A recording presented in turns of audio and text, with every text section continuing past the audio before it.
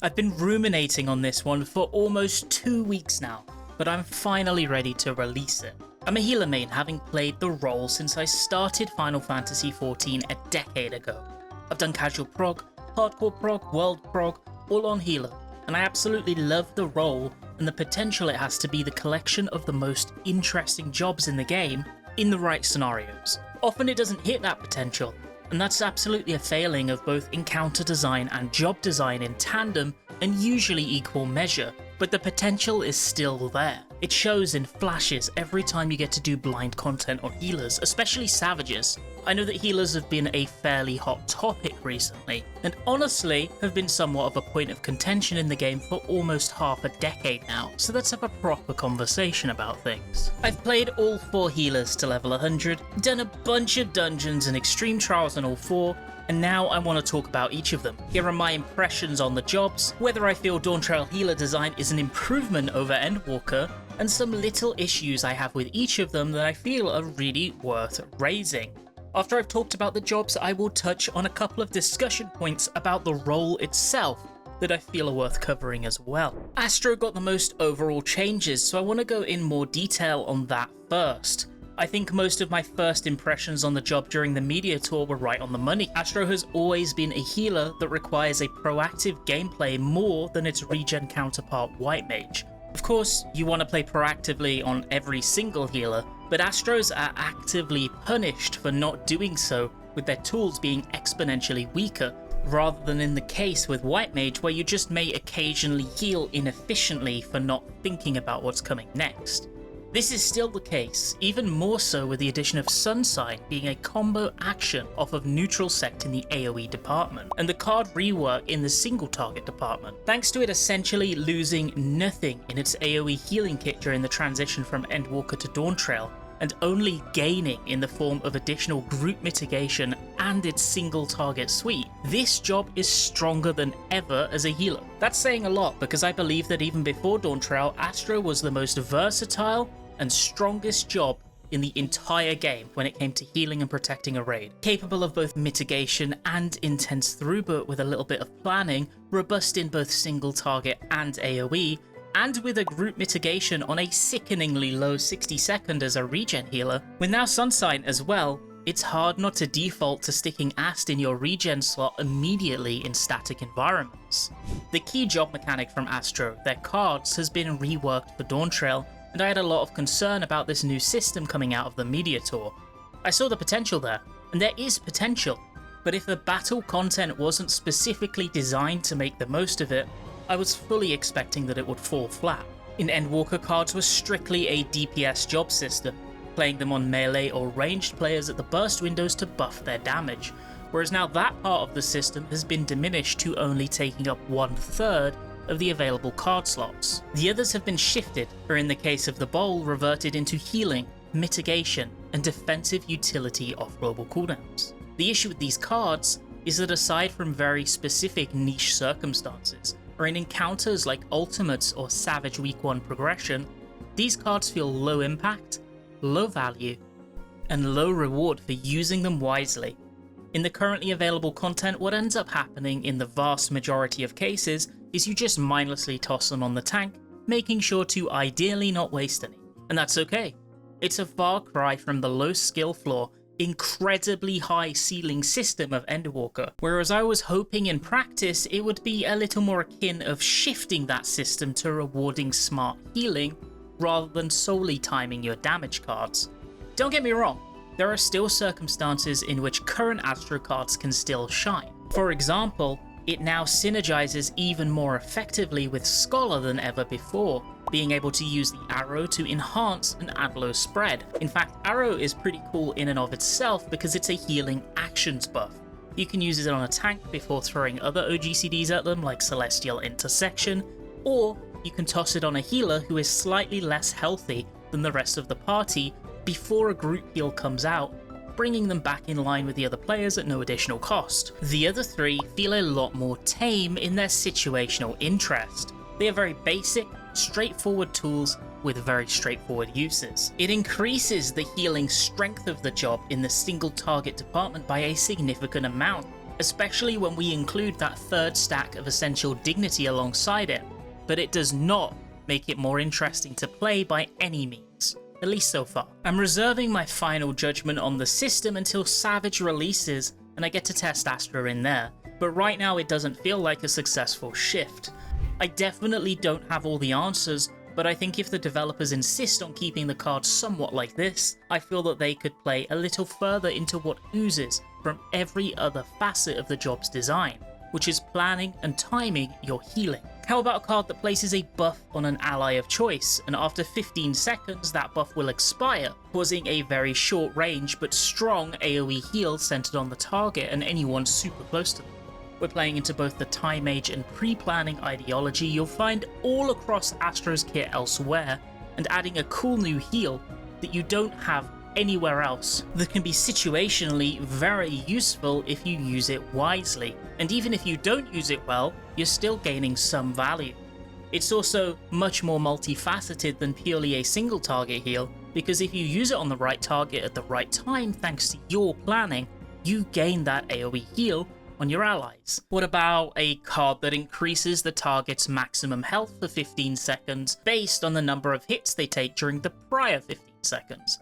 There are tons of wacky healing concepts they could apply, and in adding friction to their usage, it would allow them to marginally increase their impact without making them flat out overpowered. Or, you know, we could think of a totally alternate solution to the current system. That works too. Cards are also fairly awkward in their usage right now. Generally, you're going to want to use both offensive cards in your 2-minute window, meaning that your draw will end up partway through your opener, similar to the second usage of Aetherflow or Dissipation in your opener on Scholar. This means that if you have to drift that ability for any reason, it feels absolutely awful and can cost your DPS even being able to gain full usage of that card under buffs. This is likely being rectified in an upcoming patch. Reducing the card cooldown to 50 or 55 would go a long way to stamping out that annoyance, so I'm hoping that's exactly what we see done. Speaking of Aetherflow, Astral and Umbral Draw are now identical to it in how much mana they provide, and this is a nice easy fix to Mediator Astro's mana economy woes. Speaking of upcoming changes, one purported adjustment that we can expect on or before the first tier of Arcadian Savage releases is 1 to light speed. Healer mains likely know this already, but one of the key weaknesses of Astro as a job on the whole is actually their mobility. If you want to play DPS optimally, you are basically locked to pairing Lightspeed with your 2-minute buffs to get everything off in time, even in Dawntrail. So despite Lightspeed being probably the strongest movement tool in the entire game, you just can't decide where to place it, leading to a reliance on effectively slide casting, pre-positioning, swift casting, and even occasionally using vital tools like Macrocosmos partially for movement. Well, Lightspeed is moving to a charge system, and even if it's going to get nerfed as a result of that, this immediately patches up those holes in the kit of what I mentioned earlier is likely the most complete healer in the game when played smartly. Sunsign and Oracle are both additions that only act in favour of the strength of this powerhouse as well. A second OGCD mitigation is just so good, alongside the already busted potential of collective unconsciousness. Oracle is also incredibly strong, providing at long last a nuke on Astro to gamble your crit hopes and dreams away on, but in a more useful context, it offsets the requirement for your group to be A, performing, and B, not dying in combat repeatedly for Astro to close in on their damage potential, which was certainly one of the difficulties of the job in pug situations previously. Basically, in Dawntrail, Ast is incredibly strong. In terms of healing, stronger than ever, and borderline broken because it's just so capable and adaptable to basically any healing challenge when paired with a competent shield healer. In terms of damage, Ast is sitting pretty as the strongest healer right now when it comes to high percentile gameplay in both extreme trials, and it isn't particularly close either. This job is just built different in Dawntrail. If you want the most glowing review I can give, here it is. We insta-locked Astro for Savage pending balance adjustments, because it is just the best right now. But whilst it's incredibly strong and easier than it has been to play in a long time, which will likely positively impact its play rate, I have big concerns about the current iteration of cards being low impact, boring, and one that I hope the developers are closely monitoring for further adjustments. After a comparatively large conversation about Astro, I have a lot less to say about White Mage. That makes sense because it changed by a much smaller margin, staying for the most part the same as it was before in terms of general gameplay. Its strengths and weaknesses are largely intact, being a healer with constant on-demand curative throughput, ease of movement, and a small but impactful selection of OGCD tools that allow them to keep HP bars topped easily. Ethereal Shift is so fun, and I've had such a good time messing around with it in both the extremes, and it's definitely been of value to me in both at various points.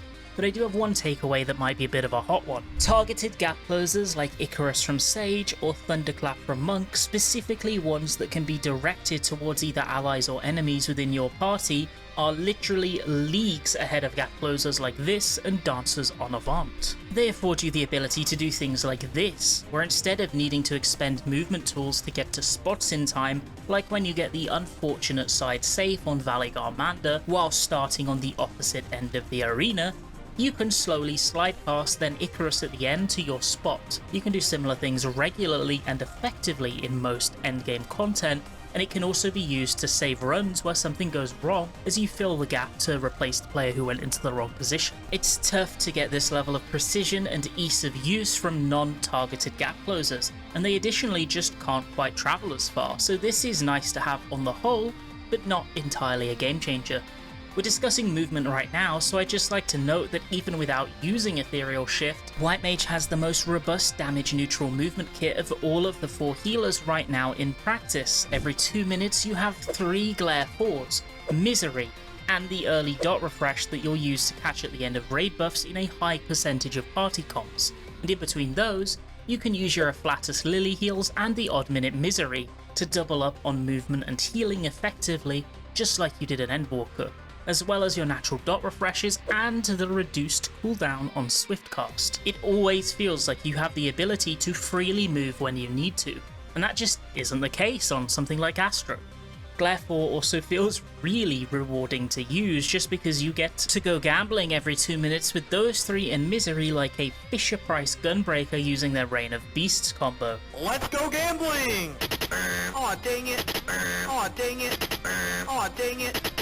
Aw, dang. Divine Caress, the new White Mage level 100 capstone ability, is super satisfying to use on the whole, providing a shield for 10 seconds, and when that expires, or preferably breaks, converting it into a 15-second AoE regen that is stronger than the passive tick a Medica 3 provides. It may be limited to a combo action off of Temperance, but in the 2 extremes, and I can imagine Savage as well, having the 30-second window in which to use it is literally perfect in terms of always being able to gain useful value from Divine Caress. If we think of it in the context of the Omega Protocol Phase 6, Alpha Omega, Temperance is often used to cover the second wave cannon, which has the group spreading to take individual beam hits, and then stacking for the heavy wave cannon hit at the end.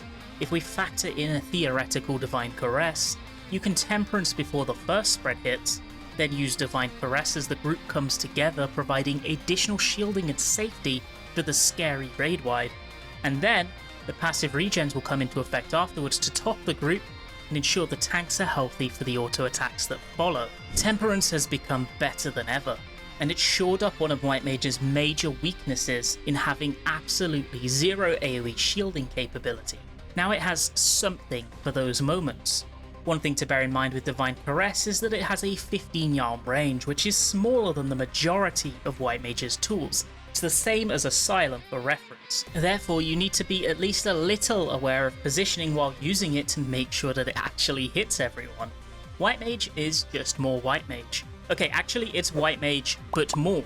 Glare 4 feels so fantastic despite intrinsically being very simple that it immediately makes it feel more satisfying and fun than the Endwalker iteration of the job, despite there being a relatively low amount of actual meaningful change to its job systems. It's easy to play, mobile, and unparalleled when it comes to quickly filling HP bars repeatedly, which is a valuable asset in progression and also farm. In full uptime, White Mage is definitely behind Astro, but White Mage's damage potential exponentially increases whenever there are periods of downtime to allow them to build lilies for free. So in encounters like the upcoming 7.1 Ultimate, where we can expect those scenarios to come thick and fast, it will quickly catch back up.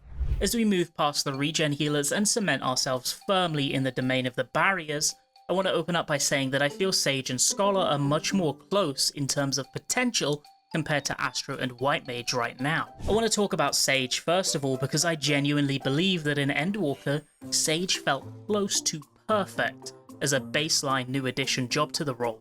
And in Dawntrail, what we've seen for the most part added is just a logical progression of what it was already good at, and in doing so, helping to differentiate it a little further from just being Scholar without the jank. The two jobs are definitely more distinct from one another in their current iterations, at least, and I think that's a very good thing. Sage excels in its ability to be incredibly versatile in both mitigation and throughput, thanks to its completely free Adder's Gall stacks, allowing you to heal, regen, mitigate, and tank triage regularly, whereas Scholar has to think a little more heavily on those decisions due to the associated DPS cost. It also is way more capable of consistently putting health on HP bars effectively compared to Scholar, and can access free movement thanks to Adder Sting and Icarus regularly, coming together to make a healer that is robust, versatile, and very easy to make healing decisions on. It isn't quite able to hit the unparalleled mitigation and damage cap that Scholar can, especially in optimized and planned group scenarios, but it doesn't really need to when it is just so good at everything else. And it isn't exactly weak in the aforementioned situations where Scholar pulls ahead. The new DPS edition Psyche isn't exactly a major point of conversation, because it is literally just an OGCD that you press on cooldown every 60 seconds, but I do have to say, it's fairly satisfying to unload your double Phlegmas and Psyche into raid buffs, and a little bit like White Mage, go gambling for crits. Aw, dang it. After the great DPS purge of the last half-decade that healer mains are still reeling from, it's lovely to see things finally begin to tilt back in the direction of us having more tools than we did last expansion. My greatest hope is that we get more of this in 8.0. You're going in the right direction, Square Enix, please. Don't stop. Eucrasian Dyscrasia got changed from the Mediator build, and I will forever be a little bit salty about it. Now, it doesn't stack with your standard dot, and whoever asked for this, I'm watching you. The issue this presents is that it changes Sage's gameplay style quite a bit in dungeons, because generally what you do on healers once a trash pack has been pulled but not finalized and grouped yet is to throw your dot on as many enemies as possible. If you were to do this on Sage, you'd end up with this awkward scenario where half of the mobs have single target dots applied, the other half don't, and you need to make the decision between using Eucrasian Dyscrasia and overwriting your work thus far, or hoping the trash dies quick enough for it to not be worthwhile in the first place. What this results in, at least in standard dungeons with a relatively good comp of experienced players, is that you rarely use this new tool whatsoever. In slower runs, you'll gain a lot more from it, but it's disappointing that the button I was most enthused about at the Mediator has been reduced to this. Oh well. Soteria being reduced to a 60-second cooldown is nice, but it pales in comparison to the equal adjustment Recitation received, and it's fair to say that Recitation is a much stronger skill on the whole. That said, with this Soteria adjustment and Heimer being Heimer, Sage is so good at triaging two tanks at once. A great example of this in the new content is the tank towers partly through Valigarmanda Extreme. Each tank is going to take multiple hits over an extended period of time, and they cannot safely invest a kitchen sink into any of those hits because of it. You can Cardia and Soteria one of the tanks, and throw Heimer on the other, and assuming they're using their cooldowns effectively too, this basically handles the entire mechanic. It's really strong, and even in single target tank situations, you can just stack both or space them out. The changes to Physis don't really feel worth mentioning because the extra 5-second on healing action should have been there anyway. It was weird that it wasn't. It's nice to have, I guess, but generally any decent Sage was able to fit everything in they needed to within those 10 seconds. And I don't really feel like the extra 5 is going to be particularly impactful.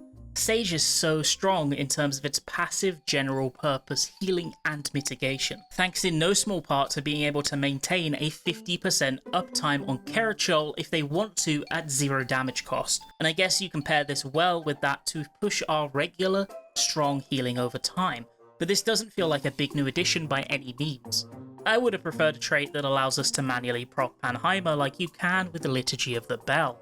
Philosophia is the elephant in the room when it comes to Sage discussion, the new level 100 capstone ability with a hefty 3-minute cooldown. You expect 3-minute cooldowns on healer to be of such high impact that you plan your entire fight around their usage. Something like Liturgy of the Bell or Macrocosmos can utterly eliminate mechanics when timed properly, and everything slots around those MVP abilities.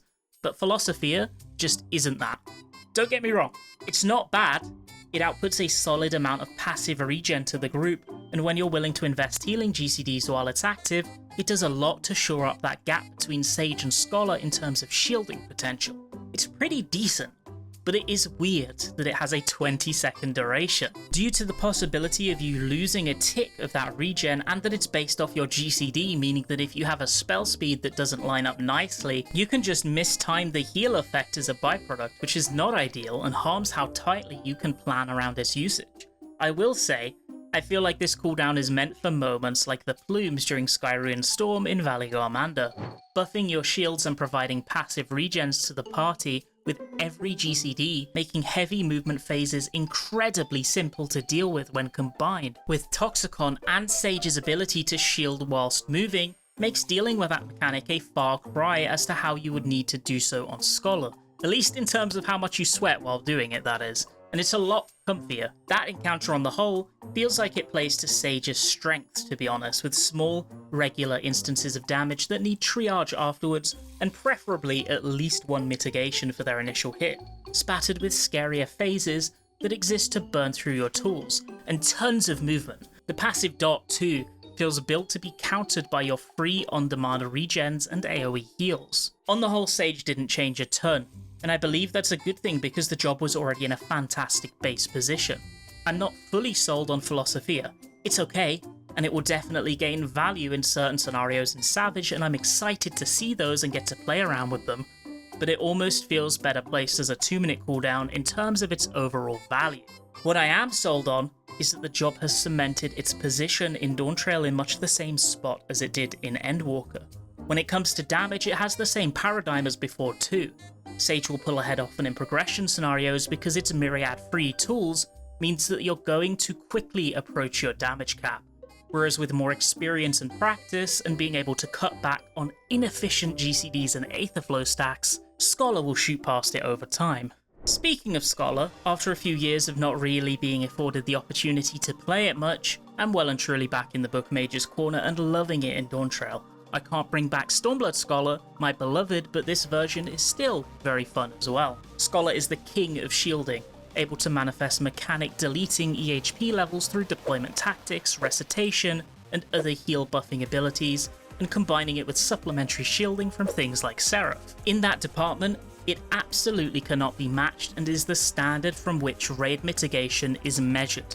It also has a slightly higher damage potential than its barrier healer counterpart, assuming optimal play, practice, and a decent composition. Able to output a lot of DPS, also provide crit rate to their allies. Scholars can move on demand thanks to Ruin 2, albeit at a minor DPS loss, and optimal healing on them often relies about comboing multiple tools that come together to become greater than the sum of their parts, navigating the difficulties within the job's kit along the way. Thanks to Chain Stratagem and all raid buffs alongside it being uniformly given a 20-second duration this expansion, you can now easily hit 6 energy drains and your new DPS OGCD Baneful Impaction under raid buffs. This feels really good to do, and it also opens up the opportunity for you to more effectively carry over excess Aetherflow stacks from the odd minute into your raid buffs to burn for extra potency, especially if you're doing Dissipation first, which can be better depending on the fight scenario. You don't need to use Swift Cast either, giving you much more freedom to keep it for movement or raises. Baneful Impaction in general feels really nice to use. In dungeons it has a limited range, so you need to target smartly with it, and in raid, It makes your burst windows feel more lively when coupled with the energy drains you're ideally putting into it. More of this please, Square Enix, just like in the cases of Psyche, Oracle, and Glare 4. Give us more tools to play with in our damage portfolio, because it makes this role more interesting and engaging after progression has ended. Speaking of damage, Art of War is now the only healer AoE that is a gain at 2 at level 100, which almost feels like divine purpose based on how many times I've memed on it on stream. It's interesting that every other healer now needs 3 or more targets for it to be worth using their AoE filler on, making Scholar a little unique in that regard, rather than in Endwalker where White Mage was somewhat unique for not AoEing on 2 targets. The topic that must be raised in basically every Scholar conversation is that the Job's healing kit is very disjointed and janky on the whole. This has been a persistent issue for a long time now, and for some, it pushes them away from wanting to explore the book wielder in further depth, whereas others relish the challenge of needing to carefully plan your tools, meticulously slotting them around one another to avoid the uncomfortable scenario of locking you out of essential parts of your kit. This aspect of Scholar is not only still present in Dawntrail, but more pronounced, and in the forefront than ever before, to the extent where I genuinely believe SC may have this aspect in the bullet points of its job identity on the whole. For those who don't play the job, Seraph locks you out of using Fey Union and Fey Blessing. Dissipation locks you out of using both of those, and also from summoning Seraph itself. You can't use general Fairy Heals, or even the passive Fairy Heals Whispering Dawn, or Fey Illumination when Dissipation is active either. Using any Fairy Heal cancels Fey Illumination, and now with the addition of Seraphism we have additional constraints to worry about too. Dissipation will cancel Seraphism, and you can't use Seraphism whilst Dissipation is active. And Recitation can also not be used to buff shields under Seraphism either, meaning that a Recitation while Seraphism is active is relegated to being used solely for Indom or XCOG, compared to the free-flowing Sage kit where you press a button and it just works. This can feel like a mess. And it is, honestly, there's no denying it, but it's also reasonable to note that this makes healing efficiently on Scholar both complex compared to its peer, and also more rewarding when you're able to piece together a plan and execute it right. It feels really good to play Scholar well. Despite all of these dissenting components of the kit, the job is still astoundingly strong in the healing departments as well. It always has been, and Seraphism is the perfect feather in its cap. Seraphism is incredible. Full stop, end paragraph, end video. For real though, it is wild how valuable and multifaceted this cooldown can be on the whole. In easy dungeon content you get a passive regen over time, which in and of itself is decent. In dungeons you're able to shield while moving and set up buffed mitigations that you can then proliferate back over to the tank from the party once the pull has finished and settled. But it comes into its own in raids, where you are now able to once again shield while moving, which was one of the key benefits Sage previously had over Scholar in prog scenarios. You can naturally buff your AoE and single target shields over a period of time via the Seraphism upgrades. You can become a de facto regen healer by coupling these with the 1 second emergency tactics cooldown, or use a combination of any of the above to deal with incoming hits. In the vacuum of I need to do 0 GCD healing and I still want value, Philosophia wins out. But that situation is not a common one, and in most others, Seraphism just does more for the party. I feel like once Savage releases, Seraphism and Deployment Tactics as 2 individual skills will be the 2 core components of the Scholar kit that everything else will fall in place around, and that players will be alternating them to mitigate every major problem phase. I'm excited for that, honestly. It sounds like a lot of fun to manage. On the topic of Recitation, it's busted. Recitation was fantastic and powerful at 90 seconds, then they deleted a third off its cooldown for free. Now you can consistently crit Adler spread every 2 minutes and also have an intermediary one that can be freely used on either an XCOG or Indom. Recitation has so much defensive utility thanks to also being able to be used as a mana economy tool, removing the MP cost of an Adlo or Consultation. It also provides single target or AoE direct triage, or it can be the engine that provides a buffed spread low. It might even be the craziest cooldown in your entire kit. Actually, one thing I did think was weird was that Ruin 2 has remained untouched from its Endwalker iteration. You may be thinking, so what? but every healer received buffs to its damage potency of their AoE DPS filler GCDs, and Scholar's no exception. Broil got its potency increased, but Ruin 2 did not receive any similar adjustments. This means that you're now punished more heavily for relying on it, giving more incentivization for Scholar players to optimize their GCDs and slide casting, and focus on using Broil more rather than being so willing to resort to Ruin 2 in movement sections. This is fine and all, but when we compare it to the capabilities of Toxicon, it does feel that Scholar could use a little something something in the personal movement department in 8.0. Because while Expedient is technically partly a movement tool, it is absolutely not a personal one. Scholar on the whole feels incredibly powerful in practiced hands, able to deal with basically any type of incoming damage and completely invalidate mechanics with a flick of their wrists. But job annoyances for many have only been exacerbated in Dawntrail, which leads me to wonder, what's the plan going forward? That said, what I've played is so promising that I'm almost certainly going to be playing Scholar in Savage Prog pending balance changes, of course. Now, healing and how enjoyable and fulfilling it is to carry out is deeply and intrinsically linked to the content on offer, more so than any other role in FF14 on the whole.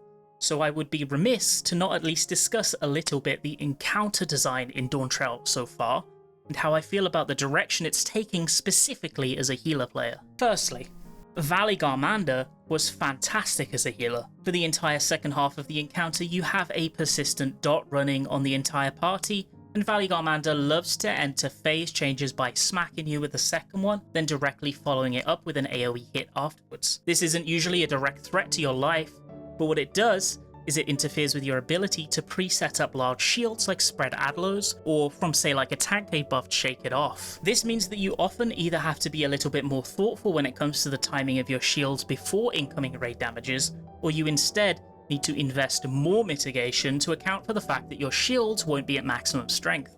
This is cool, and I think it's a nice way to ease players in without straight up doubling the incoming damage. I've said many times that one of the main issues with healing design in this game is not just a matter of the amount of damage we need to deal with, that actually does go up on a steady slope expansion by expansion, but also that its cadence is very tired and repetitive. Playing around with the timing or throwing more unique challenges at us is something we should see more of, and having a persistent dot over half of an entire fight definitely fits the bill in that regard to slightly shift your thinking. The rest of the fight is fantastic as well. Nothing hits particularly hard except that moment during Skyruin Fire where you have to mitigate the 3 light party stacks back to back, and maybe the Feather Chase segment, but everything else does just enough damage to incentivize you to use both mitigation and healing tools on and after each. I felt that this was a really good exercise in planning your abilities, and healing this encounter without expending any GCDs is both possible and very rewarding to do. It does pretty much everything right. Even tank damage honestly, at least in the first half thanks to the tower mechanic. Zoralja on the other hand, I am not as enthusiastic about. To heal that honestly was boring, especially in pugs. You spend more time paying attention to the random vault stacks you need to deal with that players inevitably collect than you do the mechanics, because the core healing itself is so spread out that you can essentially stack every tool for any intense healing phase.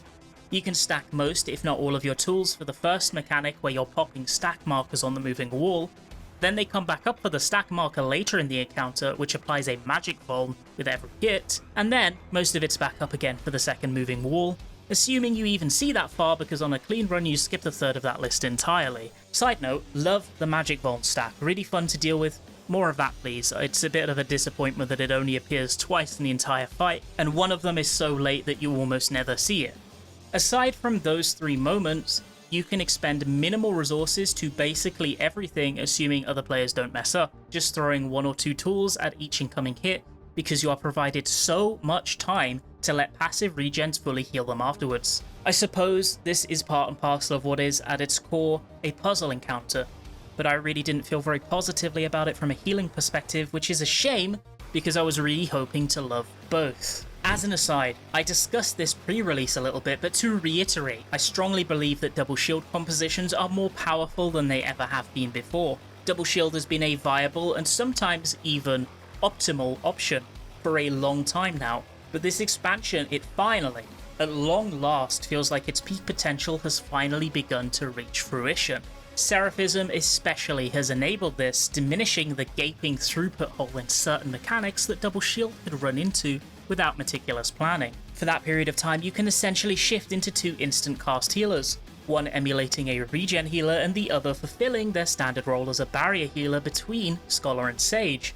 It's insanely powerful when you also consider the previous benefits of Double Shield, such as being able to alternate deployment tactics and Zoe for basically every major incoming hit, being able to stack up Sacred Soil and Kerachel, and having the ability to combine the million tools the two have between them for passive healing and damage reduction. Some of the old weaknesses still stand, such as marginally limited recovery potential compared to a regen shield, lower mana economy versus something like a white mage, and the requirement to very carefully plan with your co-healer to avoid even basic blunders like shield overlapping.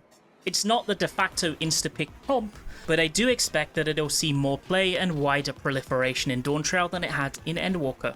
It's really good. Going forward into 8.0, the biggest things I want to see the healer role obtain are a myriad of fight design and job adjustment focus. Firstly, I was very happy to see each of them get something in the way of their damage kit.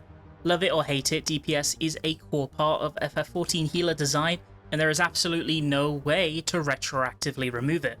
It's here for good, and the only way forward is to accept that and make it a fulfilling part of their kit.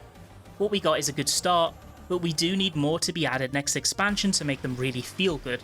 It doesn't need to be endlessly complex, and we don't suddenly need a 10-button rotation, just one or two more additional components that add both options and thought to those who are comfortable with the basic rotation they already have. I guess that's why I was so disappointed about the Eucrasian Discrasia change, because it was a small flash of what could have been going forward. It was interesting and it would have been engaging for practice sages, but not a big loss for beginners to skip over completely. On top of this, I hope we get more interesting additions to our kits during the leveling process. Getting a direct upgrade to your filler AoE heal or shield, graded swift cast and potency adjustments, as over half of the components of your kit adjustments feels lackluster, although I am aware that it's just kind of across the board this time around. Plus 5 seconds on Adel for level 98 is very cursed and does not make the caster leveling experience more fulfilling. We do not need a bunch new powerhouse healing abilities like Seraphism. In fact, I genuinely believe we have too many of them at this point, and that it somewhat harms how engaging healing is when you just have a million OGCDs that handle the vast majority of fight phases even in Savage and Ultimate. We don't need more powerful heals. What we need are more interesting or situational tools for utility, defensive and offensive capabilities. We need more flavor. One of the biggest issues the healer role suffers from at the moment is that in FF14 it has by far the largest disparity in capability between bad players and good players within it. It isn't just noticeable, it's an incredibly stark contrast. Often, many players that don't play healer well don't even know that that's the case. They believe they're doing just fine, which can make it very difficult to guide players towards the path of improvement. The vast majority of the content in the game is designed to be cleared by the very low end healer skill. Those that aren't doing damage, aren't healing very much, and are just kind of there. And the result of that is that we've seen for years all but the very highest levels of raiding at the most cutting edge being completely monotonous to heal, even for casual players, because realistically, they are barely expected to interact with their role responsibilities whatsoever in order to drive a clear. You can't fix what's been broken in the past, but you can forge an altered mentality going forward, one which expects a little bit more from the player, and is willing to let them fail, knowing it will temper them, allow them to improve, and make the role more engaging for everybody. This should bleed into fight design as well. Like I said, I feel positively about what we saw in Valigar Manda, and negatively about what I experienced with Zeralja. Fight design in FF14 is often very interesting mechanically, but the moments where healers feel valuable and more importantly tested occur way less regularly outside of week 1 progression. Striking a balance between the fights being clearable by lower skilled players and still engaging and difficult to heal can be tough, I understand that, but for too long have we had the majority of each raid tier fall so heavily on the former, they're just boring to heal. please don't be afraid to test us. Swap up the timing, targeting, and types of damage incoming. Give us unique tests to pass. Put us in awkward situations that's going to force us to GCD heal and make us feel good about doing it right. I know it's doable because SE accomplishes it with at least some level of regularity in cutting edge content. Spin the dial a bit higher and let us sink or swim. That's my hope at least. Thank you so much for watching, and hope you have a fantastic rest of your day.